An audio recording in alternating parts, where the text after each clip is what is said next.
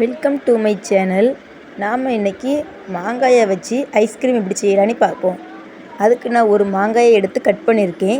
Cut பண்ண மாங்காயை mixie ஜாரில் போட்டு தேவையான அளவு சுகர் ஆட் பண்ணியிருக்கேன்.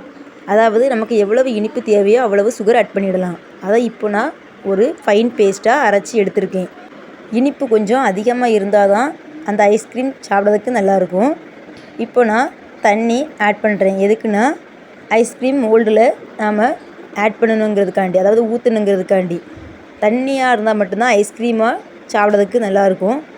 திக்காக இருந்தால் ஐஸ்கிரீம் மோல்டில் அது ஒட்டாது. அதுக்காண்டி நான் இதை இப்போ ஃபில்டர் பண்ணுறேன். இப்படி ஒரு அரிப்பு எடுத்து நான் நல்லா அதை வடிகட்டி எடுத்துடுவேன். நல்லா இப்படி வடிகட்டி எடுத்த பிறகு ஒரு எலுமிச்சை பழத்தை ஹாஃபாக கட் பண்ணி அதை நான் இப்படி புழிஞ்சு விட்டுக்கிடுதேன். இப்போ இது கலர் இல்லாமல் இருக்குது. அதுக்கு நம்ம தேவையான ஃபுட் கலர் ஆட் பண்ணணும். க்ரீன் கலர் ஆட் பண்ணால் மாங்காய் கலர்லேயே இருக்கும். என்கிட்ட இப்போ க்ரீன் கலர் இல்லை. எங்கள் வீட்டில் சர்பத்து இருந்துச்சு, அதை தான் நான் இப்போ கலருக்காண்டி ஆட் பண்ணுறேன். பச்சை கலர் கிடச்சிருந்தனாக்கி அசலாக மாங்காய் கலர்லேயே இருந்திருக்கும் ஐஸ்கிரீமு.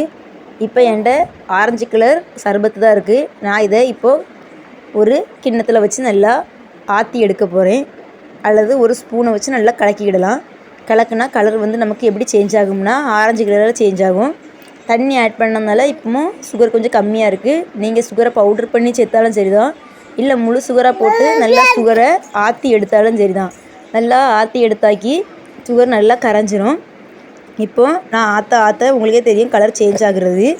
நான் ஏற்கனவே அதில் சர்பத் ஆட் பண்ணுறதுனால இப்போ நான் நல்லா ஆற்றி எடுத்துட்டேன். கலர் இப்போ இந்த கலரில் தான் வந்திருக்கு. நான் ரொம்ப கலர் ஆட் பண்ணலை. நான் இப்போ இதை ஐஸ்கிரீம் மோல்டில் ஊற்றுறேன். ஐஸ்கிரீம் மோல்டில் ஊற்றும் போது கலர் இந்த கலரில் தான் இருந்துச்சு. கொஞ்சம் மீதி எக்ஸ்ட்ரா இருந்ததுனால அதை நான் ஒரு கிளாஸ்லேயே ஊற்றி வச்சுருக்கேன். இது மாங்காய் ஐஸ்கிரீம். மாங்காய் டேஸ்ட்லேயே அழகாக இருக்கும். இதில் நாம் எலுமிச்சை பழத்துக்கு பதிலாக புதினாவும் ஆட் பண்ணலாம். நான் இன்றைக்கி புதினா ஆட் பண்ணலை, எலுமிச்சை பழம் தான் ஆட் பண்ணியிருக்கேன். டேஸ்ட்டாகவே இருக்கும். நாம் இதை இப்போது ஃப்ரிட்ஜில் ஒரு 8 மணி நேரம் செட் பண்ணிடலாம்.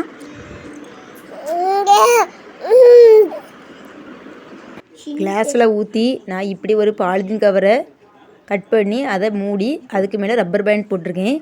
சென்டரில் ஒரு ஹோல் போட்டு ஒரு ஐஸ்டிக்கையும் அது ஸ்டிப்பாக நிற்கிறதுக்காண்டி வச்சுருக்கேன்.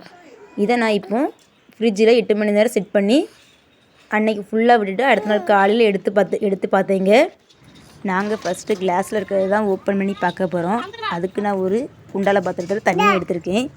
அந்த பாத்திரத்தில் இருக்க தண்ணிக்குள்ளே அந்த கிளாஸை நல்லா நனைச்சி எடுத்துக்கிடுதேன்.